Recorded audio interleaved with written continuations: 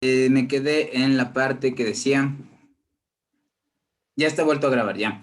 Entonces, me quedé en la parte esta, ¿no? En la que nosotros buscamos para qué valores de los ángulos del seno al que estaría aplicado el seno, voy a obtener que el seno se haga cero.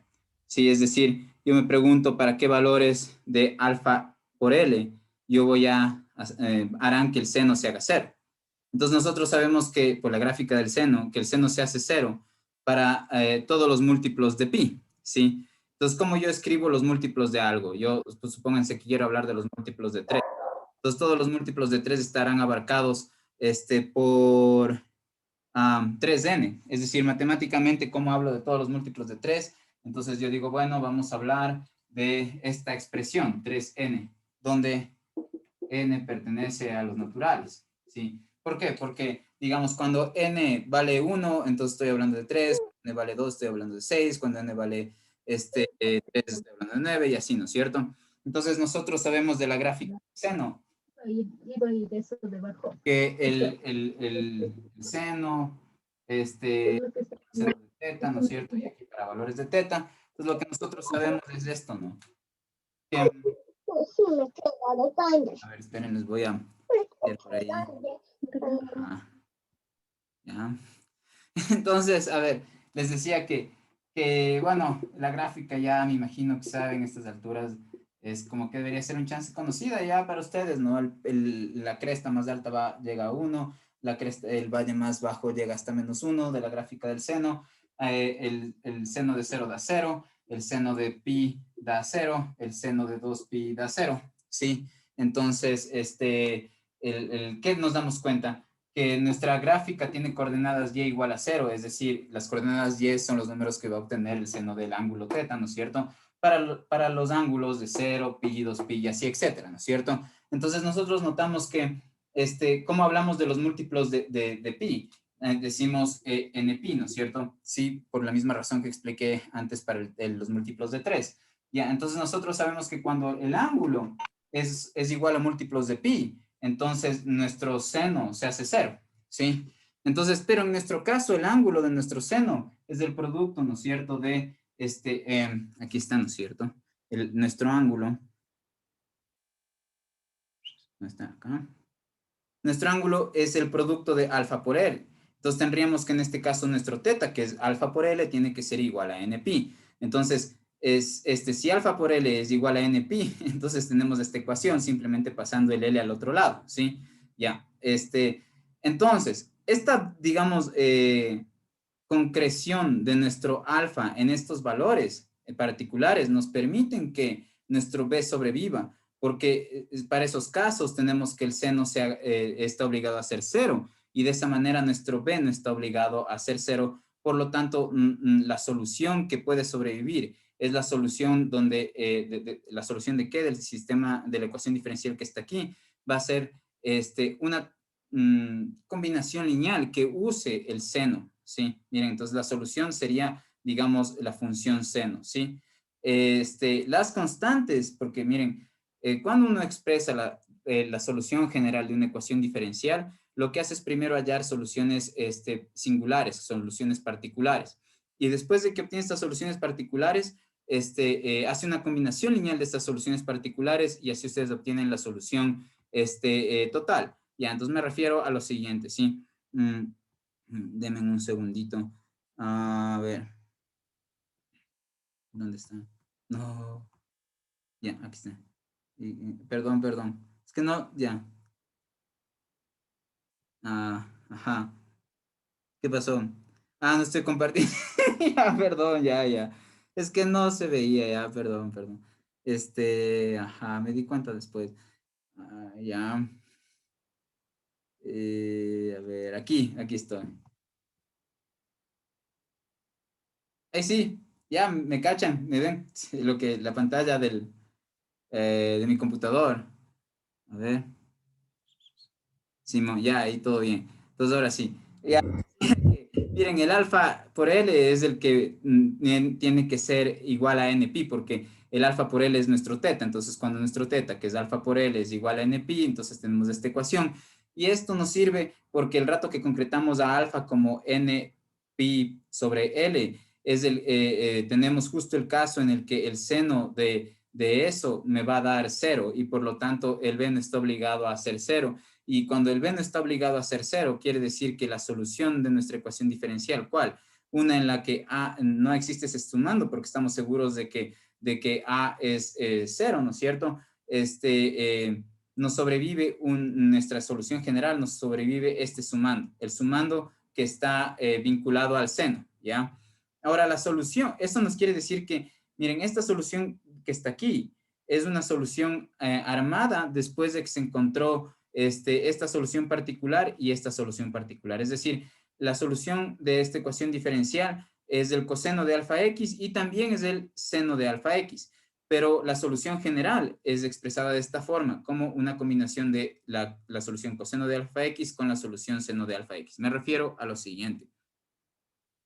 Ya. Ajá. Me refiero a esto ya. ¿A qué?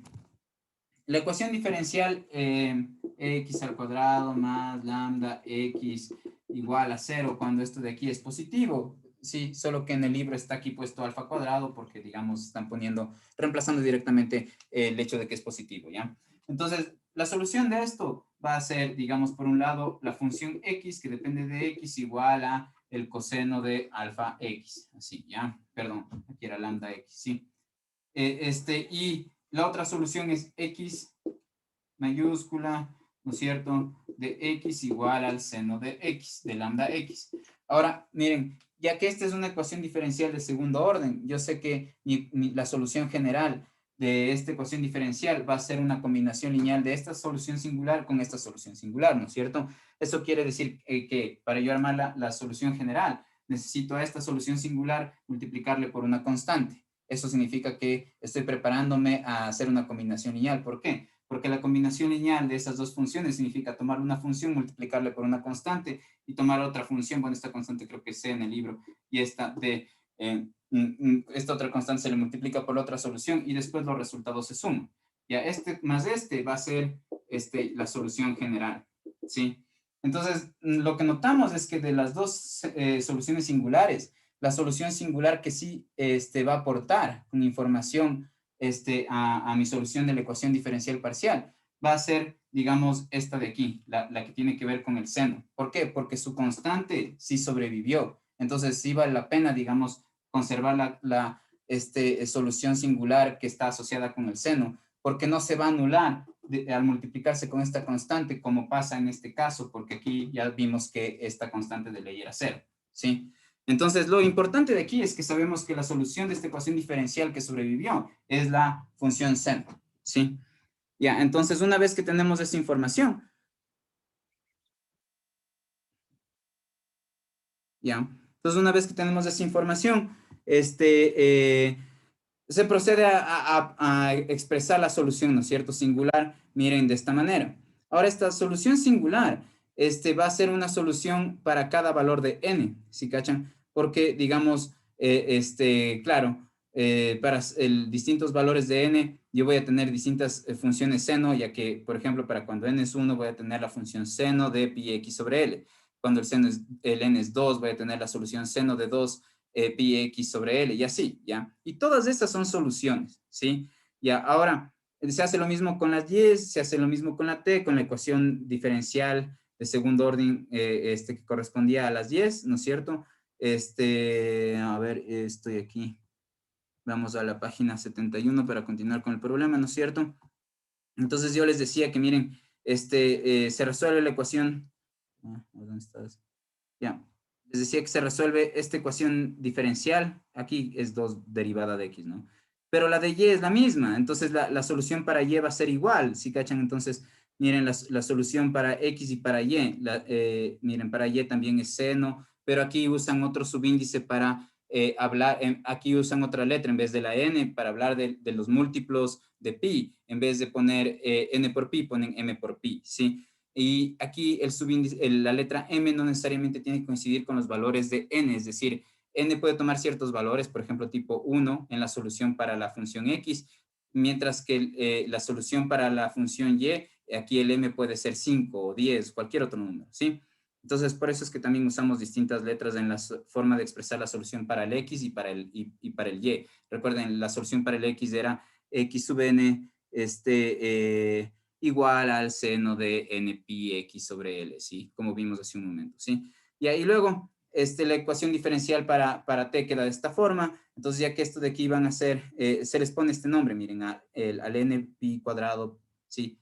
¿Cómo sé que va a ser de esta forma? Porque recuerdan que nuestra ecuación diferencial para t nos quedó primera derivada de t mayúscula más k por, y aquí había un lambda más un mu, y aquí estaba el t, pero el lambda y el mu acabamos de ver que es n cuadrado pi cuadrado sobre alfa cuadrado, y esto, ¿no es cierto? Entonces se resuelve esta ecuación diferencial, esta no es la parte como difícil, y lo que se tiene ya es cuál es la solución para cada función, es decir, cuál es la ecuación solución para la ecuación diferencial que involucraba las x mayúsculas, cuál es la solución, en este caso es esta, para la ecuación diferencial que involucraba las y mayúsculas, y cuál es la solución para la ecuación diferencial que implicaba las t mayúsculas, y nosotros sabemos que la u es la función y por la función x por la función t. Entonces multiplicamos, miren, nuestra u es el producto de la función x, que en este caso es esto, la función y es esto, y nuestra función t es esta, ¿sí? Pero como ven, estos subíndices nos dicen que no vamos a tener solo una t o una función t o una función x o una función y. Hay infinitas funciones. ¿Por qué? Porque tanto el n y el m son miembros de los naturales, y el número de números naturales es infinito. Entonces, por cada, los naturales son los que usan para contar con los dedos, ¿no? Del 1 hasta el infinito, 1, 2, 3, 4, 5, ¿no es cierto? Así, etcétera. Entonces, lo que tenemos es que nuestra U, en realidad, en este caso, esta expresión no está mostrando una única U, sino que está mostrando una familia de U's, donde, digamos, cada U se obtiene al concretar los valores de M y N en esta expresión, ¿ya? Entonces, esto de aquí, cada una de estas, para cada valor de N y para cada valor de M, este producto de funciones de aquí, corresponde a una solución singular. Y ya veo que me están preguntando.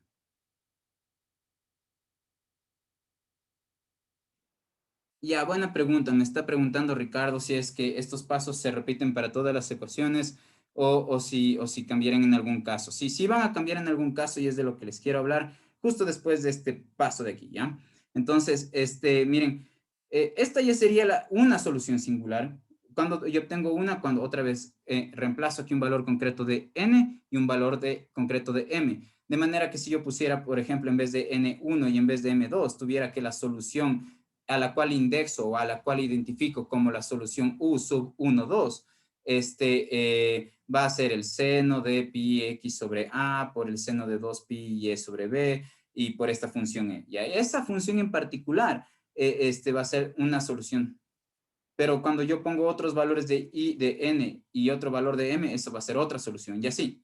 Entonces yo tengo infinitas soluciones, y como les menciono, la solución general de la ecuación diferencial parcial, la del calor, la que empezamos a resolver, esta ecuación, las ecuaciones diferenciales parciales, cuando se la resuelve analíticamente, tienen infinitas soluciones singulares.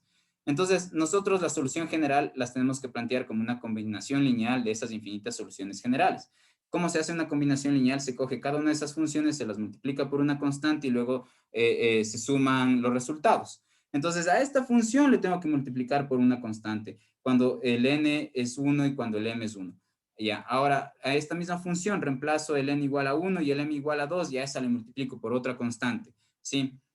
Al n igual le dejo como 1 y al m le hago avanzar hasta el 3, y reemplazo esos valores de aquí, y a ese resultado le multiplico por otra constante, ya. Y así. Entonces, todas esas funciones luego las sumo. La forma de expresar eso es esta expresión que ustedes ven aquí. ¿Sí? ¿Donde qué? Donde a cada función u sub nm le va a corresponder una constante c sub nm. De manera que si yo tengo aquí la función u sub 1, 2, por ejemplo, entonces mi constante asociada a esa función singular va a ser la constante c sub 1, 2. ¿Sí? Entonces, a cada valor de n y m que ustedes encuentren debajo de la u, le corresponde un valor de c, ¿sí? Ya que c va a estar también asociando un valor por cada valor de un número, por cada valor de n y m que se obtenga, ¿sí? Entonces, ese producto de constantes por las soluciones singulares está aquí, y estas dos sumas obedecen a que mis contadores no son solamente los subíndices n, sino también el subíndice m, y entonces yo necesito un contador para sumar, para involucrar en la suma a ambos subíndices, ¿sí? Entonces, por eso tengo aquí dos signos de sumatoria.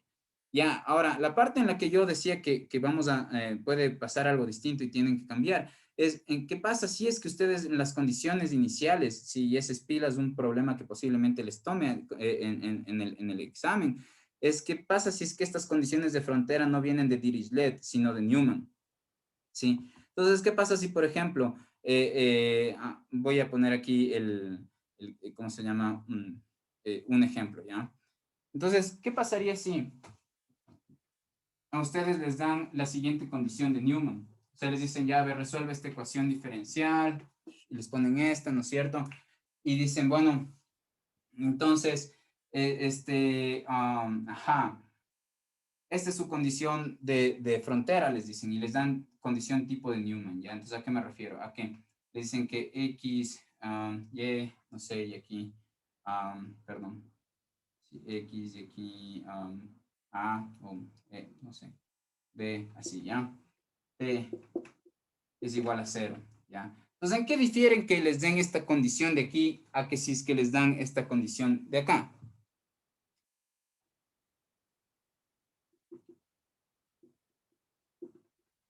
En que miren, aquí están hablando del valor de la función para los puntos que tienen cualquier coordenada X y como coordenada Y el valor B y para cualquier tiempo. De manera que si su placa, si miren, aquí es así, ¿ya? Y digamos, esta altura es B, ¿sí? Aquí está el origen de coordenadas, ¿sí? Y esta altura de aquí es B. Sí, yo me estaría refiriendo a todos los puntos que tienen altura B y además para cualquier coordenada X. Entonces, miren, para cualquier coordenada X que yo doy desde 0 hasta L, ¿sí? Para cualquier valor de X que yo desde 0 hasta L, los puntos que tienen coordenada B son todos estos que están acá arriba, ¿sí? Entonces, miren, esta información de aquí me habla acerca de la temperatura aquí, mientras que esta condición de acá me habla acerca de la variación de la temperatura con respecto a la componente Y, acá, ¿sí cachan? Entonces, ¿qué es lo que me quisiera decir esto de aquí? Me quisiera decir que la temperatura, si es que yo me pienso mover hacia arriba o hacia abajo a partir de este borde, la temperatura, digamos, si yo me intento mover hacia arriba o hacia abajo, la temperatura no va a variar, ¿no? Que la variación de la temperatura en esta dirección y en esta dirección no se va a dar, ¿sí? Entonces, eso, la variación de la temperatura no cambia. Es distinto a decir que la temperatura no cambie, ¿sí cachan? Supónganse que alguien está acelerando, acelerando una tasa constante, ¿ya? Entonces yo diría que la aceleración no cambia, a pesar de que la velocidad sí cambia, ¿sí cachan? Aquí, digamos, aseverar esto significa que la temperatura se mantiene en cero, ¿ya? Aseverar esto, en cambio, significa que aquí está fluyendo temperatura hacia arriba a una tasa constante, ¿sí? Está a partir de este borde, está fluyendo temperatura en esta dirección, en una tasa constante, ¿sí? Ya, entonces, en una tasa constante, si es que esto de aquí fuera constante, ¿no? En este caso, la tasa es cero, ¿no? Sí, ya. Entonces, pero bueno, ahora, ¿cómo nosotros si nos dan esta condición de frontera, que se llama condición de frontera de Newman, porque nos están dando información acerca de la derivada de la función, cómo yo esta condición de frontera la ingreso en mis ecuaciones? Entonces, fíjense que en este caso, lo que me están diciendo es que esta función, la función u, ¿no es cierto? La función u es el producto de x mayúscula por y mayúscula por t mayúscula, ¿no es cierto? Esta es mi función u. Ahora, ¿qué tal si es que mi función u, escrita de esta forma, la derivo con respecto a y? Si la derivo con respecto a y, entonces tendría que derivar todo esto con respecto a y, pero esta función solo depende de x minúscula y esta de aquí solo depende de t minúscula, por lo que al derivar todo esto para y, la única función que va a terminar derivándose con respecto a y va a ser esta, y las otras van a actuar como constantes, ¿sí? Así. ¿Ya? Entonces, si su función u con respecto a y está expresada, perdón, si su función u está expresada como el producto de x por y por t, la función u' o u derivada con respecto a y, también significa esto, ¿no? También es x por t por esta derivada, ¿ya? Si yo tengo que esta temperatura es cero, ¿sí? Si yo tengo que esta temperatura es cero para cualquier valor de x, para el valor de y igual a b y para el valor de t cualquiera. Entonces, esto es lo mismo que tener este x mayúscula evaluado en cualquier x minúscula, este t evaluado en cualquier t minúscula y este y evaluado en b, ¿sí? Ahora, si yo digo que esto de aquí es igual a cero, ¿sí? Entonces, esto de acá también será igual a cero, ¿sí? Por lo que, si es que yo paso esto y esto al otro lado dividir, lo cual puedo hacer para todos los valores para los cuales esas funciones no son cero. Entonces, si yo le paso al otro lado dividir, yo tengo que mi condición de Newman expresada en términos de mi función y viene a ser esto, ¿no? Y' evaluada en b es cero, ¿sí? Y aquí es y' más bien. ¿Por qué? Porque esta es derivada ordinaria, ¿no? De mi función y con respecto a su única variable que es y. Entonces no necesito usar derivada parcial, ¿sí? Ya, entonces esto es lo que yo debería introducir en mis condiciones de frontera. Entonces, esta es la condición de frontera que yo debería introducir en la solución de la ecuación diferencial que corresponde a la ecuación y. Entonces, veamos esto en el libro ya. ¿Cuál era esa solución? Recordemos. La solución de la ecuación diferencial que se refiere a y. Miren, la ecuación que se refiere a y es justo y2', ¿no es cierto? Más mu por y igual a 0, es decir, esta ecuación que está aquí. Y como vimos, la solución está acá, ¿no? Y nos dicen que son las y sub m, perdón, la solución ya sabemos que nos da con el seno, ¿no? Recuerden. Entonces, bueno, en pocas, digamos, ustedes van a tener, les muestro mi pizarra, lo siento, lo siento. Lo siento. Verán, primero les muestro esta página del libro de nuevo, ¿ya? Que quiero mostrarles algo de la solución de la ecuación diferencial.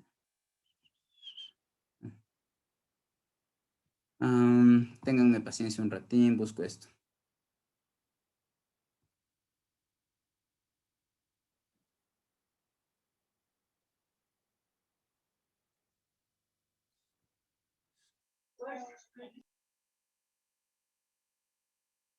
Entonces, miren, aquí, como ven, el tipo de solución que sobrevivió, ¿no es cierto? El tipo de solución que nosotros vamos a tener de estas ecuaciones, pero con y, va a ser esta, ¿no? Pero, con y, ¿sí? Entonces va a ser una ecuación, no sé, de este estilo, como y igual a por el coseno, ¿no es cierto? De alfa x, más b por el seno de alfa x, ya, perdón, y, ja. Ya, entonces miren, esta es la solución. Y aquí es donde el proceso difiere un chance, ¿ya? Entonces, a ver, para no confundirnos, imagínense que en vez de estar resolviendo la de y, estamos resolviendo la de x, ¿ya? Está todo igual, solo que quiero poner aquí la solución que vimos en el libro para x, ¿ya? X, sí. Entonces, esta es la solución que teníamos para la ecuación diferencial con el x, ¿sí? Ya, solo que aquí era lambda. Y la cosa es que... Sí, supónganse que esta es su ecuación de su condición de frontera expresada para la derivada. Solo que aquí en vez de b voy a poner L porque el límite para la coordenada, el límite superior de mi coordenada X era L, no B, ¿sí? Ya esto es un valor, un valor concreto que van a tener en su libro dado, ¿ya? Entonces la cosa es que, ¿dónde tienen que ingresar esta condición de frontera? ¿En esta solución así? No. Lo que tienen que hacer es primero derivar esto.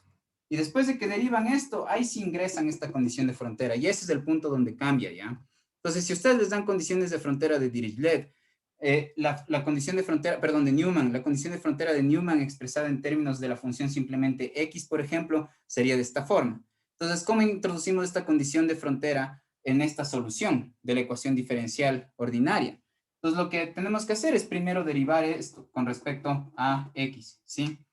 Ya, entonces, ¿por qué? Porque esto nos dice que la derivada de x mayúscula con respecto a la variable x minúscula me da 0 cuando esta derivada la evalúe en L. Entonces, lo primero que necesito hacer es encontrar la derivada de esto, de la función x, ¿sí? Entonces, la derivada de esto ya sabemos, ¿no? Si yo derivo el coseno, esto me va a dar menos seno. pues voy a tener aquí menos seno, y por regla de la cadena aquí me va a salir un alfa, ¿sí? Si yo derivo esto, me va a dar coseno, y por regla de la cadena aquí me va a dar un alfa, ¿no es cierto? Ya. Luego, esto ya es la derivada de x con respecto a x, ¿sí? Entonces, como yo ya tengo esta derivada, aquí es donde, aquí en esta expresión es donde yo reemplazo esta condición de frontera, ¿sí? Entonces, y de la misma forma van a darse cuenta que van a tener dos condiciones de frontera para poder reemplazar aquí, ¿sí? Entonces, digamos que también tienen la condición de frontera que la derivada de x con respecto a x evaluada en el borde, en el límite del inferior de su coordenada x, que es el valor 0, ¿sí? Supónganse que esto les da 0, ¿sí? Supónganse que esta es otra condición de frontera que tienen, ¿sí? Entonces, ¿cómo ingresan esta y cómo ingresan esta? Pues le hacen caso a sus condiciones de frontera. Si es que les vienen como condiciones de frontera de Newman, entonces lo que deberían hacer es derivar, como derivé aquí. Y aquí, en esta expresión, es donde van a hacer los reemplazos. Sí, se preguntan, miren, ¿qué pasa si es que el x minúsculo es 0? Si es que el x minúsculo es 0, fíjense, entonces aquí yo voy a tener 0, y aquí yo voy a tener 0, y además que yo sé que la derivada de x mayúscula con respecto a x evaluado en 0, yo sé que me da 0. Entonces, al hacerle caso a mi condición de frontera, al hacer 0x minúscula y al hacer 0 toda esta derivada, que a su vez es esto, entonces yo tengo aquí una ecuación donde yo ya puedo determinar mis constantes indeterminadas, ¿no es cierto? ¿Por qué? Porque de aquí, miren, ustedes saben que el coseno de 0 es 1, entonces de aquí les sobrevive la b, ¿sí? Y de aquí ustedes saben que el seno de 0 es 0, entonces este término se va. Entonces mi ecuación me quedó alfa por b. No, tal vez, no sé, se les congeló la pantalla. No. Entonces les queda alfa por b igual a 0. Entonces ahí ya pueden despejar que b es justo 0, ¿sí? Ya. Entonces pilas, porque si es que ustedes dan condiciones de frontera de Newman, es decir, les dan el valor de la derivada de la función en las fronteras, entonces el proceso es, el rato que ustedes obtienen la ecuación diferencial, la solución, tienen que derivarla, para que en la derivada de esa función es donde ingresen las condiciones de frontera, ¿sí? Ya, a ver, veamos qué me dicen. Ya. Ajá. Ya, ahora finalmente, digamos la parte siguiente tiene que ver ya con nuestras cuestiones de las series de Fourier, ¿no? Porque lo que yo les decía es, miren, nosotros ya habíamos llegado hasta esta parte donde, no, perdón. Entonces les decía que nosotros ya habíamos llegado hasta esta parte donde tenemos que nuestra solución ya general es una sumatoria infinita de expresiones de este estilo, donde tenemos estas constantes multiplicadas por esta función, pero esta función explícitamente es todo esto que está aquí, ¿sí? Ahora, miren, ¿qué pasa si es que yo quiero aquí, en esta función, evaluar el t igual a 0? ¿Por qué me gustaría en esta función evaluar el t igual a 0? Porque yo, una vez que ya tengo esta función, la única manera de encontrar estos coeficientes es ingresando mis condiciones iniciales. Y mis condiciones iniciales yo las concreto, las aplico, las instancio en mi solución general, las introduzco en mi solución general cuando, digamos, hago que mi tiempo sea 0, mi tiempo, entonces, si yo hago que la variable t se haga 0, miren en esta ecuación, miren, si yo en vez de t en esta expresión reemplazo el 0, el lugar donde va a estar el 0 es aquí en este exponente. Entonces, e elevado a la 0 eso da 1. Entonces, la respuesta de esta expresión matemática para cuando el tiempo es 0 es el producto de este seno por el producto de este seno. Entonces, miren, eso es lo que está diciendo aquí. Dice que cuando en esta función yo reemplazo el t0, lo que me queda es simplemente el cnm por el seno, por el otro seno, ¿sí? Ya.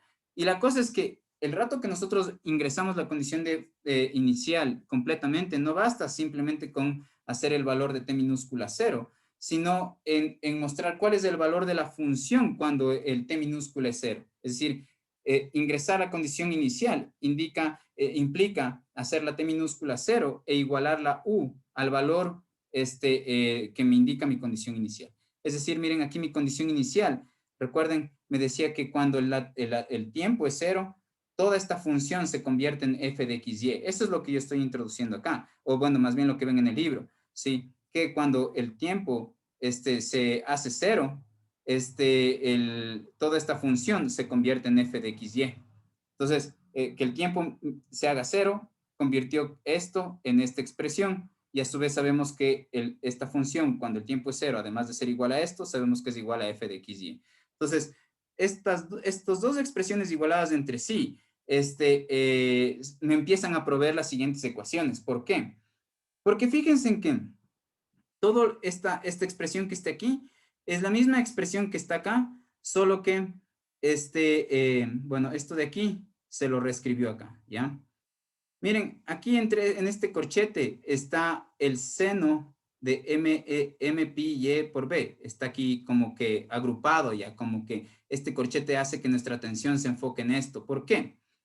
Porque lo que dice en este párrafo es que cuando esta función que está aquí, que a su vez es esta función f de xy, recuerden, la función u de xy evaluada en 0 es igual a la función de xy, eso es parte de lo que nos decían nuestras condiciones iniciales. Entonces, esta u de xy evaluada en 0, que es lo mismo que f de xy, donde esta f de xy ya les dan después de manera explícita, ya les muestro más luego dónde está. O si ya revisaron este libro, ya saben de qué hablo. Entonces, la cosa es que lo que está diciendo es que todo esto de aquí, perdón, todo lo que está acá, va a ser un conjunto de operaciones aplicadas simplemente al valor x, a la variable x y a la variable y. ¿Por qué? Porque aquí el tiempo ya está fijado y concretado como 0, entonces ya deja de ser una variable. Y el rato que le concretamos a 0, justo es que el exponente elevado a la 0 se hizo 1, ¿sí? Entonces, lo que nos dice en este párrafo es que si a este conjunto de operaciones aplicadas a x y y, digamos, vamos concretando una por una los valores que puede tomar y, entonces todo esto de aquí se convierte en constante, ya que y iría obteniendo valores. Si esto de aquí se convierte en constante, entonces este conjunto de operaciones que están en el lado derecho de esta expresión ya no van a depender de x y de y, sino solamente de x. ¿Por qué? Porque lo que dice esta parte del párrafo es que lo que vamos a hacer es empezar a analizar nuestro problema, pero yendo de esta manera. Como que analizando el flujo de la energía calórica, ¿sí? En una placa como rectangular, ¿sí? Pero nosotros vamos primero a fijarnos en toda esta línea, luego en qué pasa en todos estos puntos que están en la lámina inmediatamente superior. Después nos fijamos en todos los puntos que están en la línea inmediatamente superior, en la línea inmediatamente superior, y así hasta llegar arriba. ¿Qué significa eso en términos de análisis? Que lo que yo voy a hacer es ir concretando los valores de y desde 0 hasta b, si es que desde aquí hasta acá es la altura b, ¿no es cierto? Voy a ir concretando en esta expresión los valores de y en números concretos. Primero es 0, luego 0.0001, luego 0.02, así, hasta llegar al valor de b, ¿sí? Entonces, si yo hago ese análisis para cada uno de estos valores de y, lo que yo voy a tener es que esta expresión de aquí, ¿sí? Esto se va a convertir en una constante, ¿sí? Entonces, eso hace que nuestro lado derecho de esta ecuación se comporte como una serie de Fourier desarrollada. ¿Por qué? Porque las series de Fourier son sumas infinitas de senos y cosenos. Entonces, este es un tipo de serie de Fourier donde, digamos, solamente estarían expandidos los cosenos. ¿Por qué? Porque esto de aquí se comporta como las constantes de mi serie de Fourier, ¿sí? Entonces, ya, hasta ahí. Pregúntenme cosas. ¿O todo bien? ¿No? Sí. Ya. Entonces, verán, ya mismo se acaba y ya les voy a mandar otro link. Entonces, pilas, cuando se acabe, conectarás en de una. ¿Ya? Entonces, lo que quiero decirles aquí es lo siguiente. Para ser más concretos, les voy a mostrar, este, para ser más concretos, les voy a mostrar con respecto a las series de Fourier, dónde pueden en este libro notar lo de las series de Fourier. Entonces, se van a la página 31, ¿sí? Y, digamos, alguien me está preguntando cosas. Ya repito lo de las condiciones de Newman al regreso, ¿ya? Entonces, mientras tanto, manténlo ahí como algo pendiente, pero quiero explicarles esta parte de aquí, ¿ya? Miren, una función está expresada en series de Fourier cuando está expresada como una combinación lineal de senos y cosenos. Esta es otra forma de expresar una función cualquiera en series de Fourier, ¿ya? Entonces, De eso voy a hablar en un ratito cuando ya les pase el link otra vez. Ya de ley voy a repetir lo de la serie de Fourier, ¿ya? Entonces ya les mando ahorita más bien el link para que se conecten a la nueva sesión, ¿ya? Entonces, para explicar de nuevo esas cosas, ¿sí? Y entonces pilas, conéctense pronto, ¿ya?